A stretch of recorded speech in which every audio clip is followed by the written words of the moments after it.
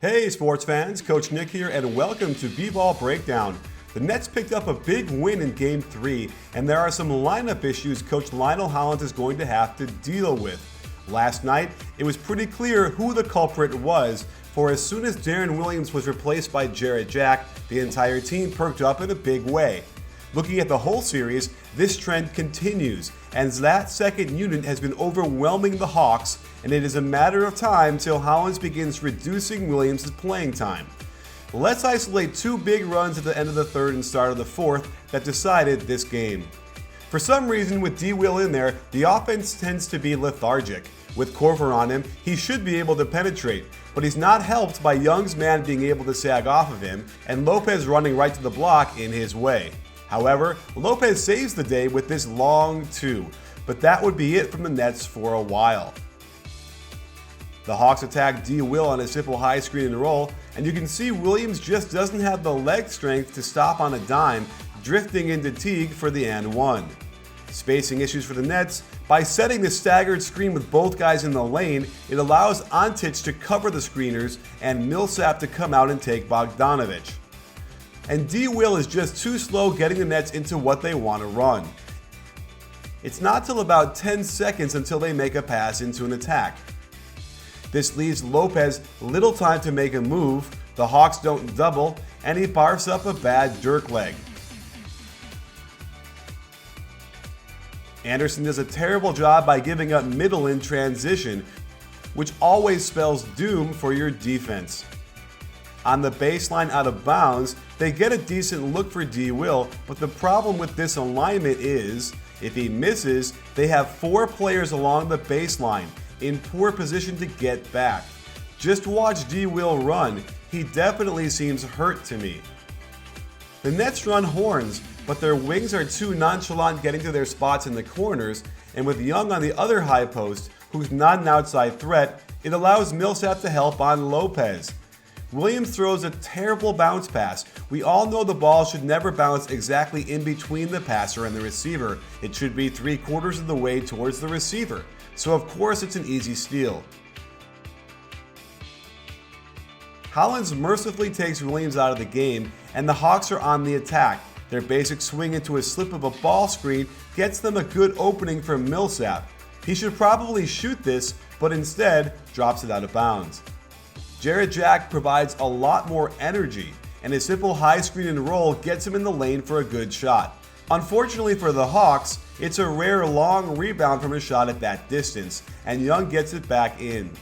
Here's the triangle offense influence. The automatic when the ball goes to the corner, Bazemore cuts to the hoop, and Millsap screens the ball. The spacing is a bit screwy here. In the strict triangle, you'd have Antic on the left block screening for Bazemore going to the left corner. Instead, Antic stays out and Korver cuts through. I'd much rather have Korver spotting up here, luring his man to dig down and help and get a shot. Instead, it's Antic who gets the shot and he can't hit it. The Nets now run Joe Johnson off an Iverson cut and get the action they want, a Jarrett Jack attack from the top. However, he's awful from three-point range. Schroeder should thank the basketball gods for Jack taking a three and let him have it. Instead, he goes for the fake. Millsap freezes, and they hit his man for the easy jumper. The Hawks are reeling a bit, and they wisely go to Millsap in the post.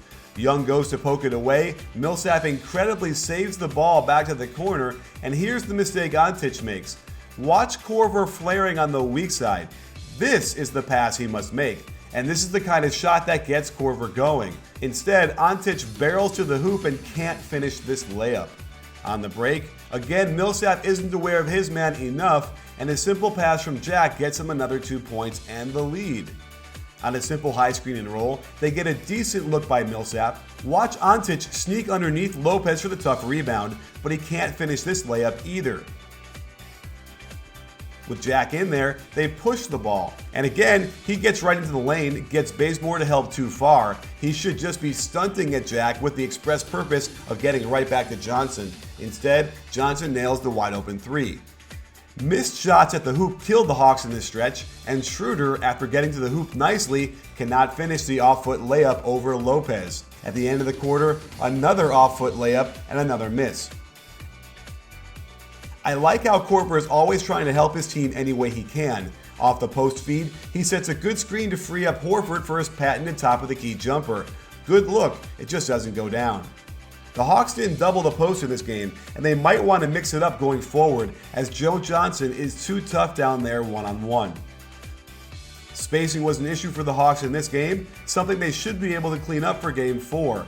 This pin down for Korver is happening too close to the ball. Schroeder can't pass it to him even if he wanted.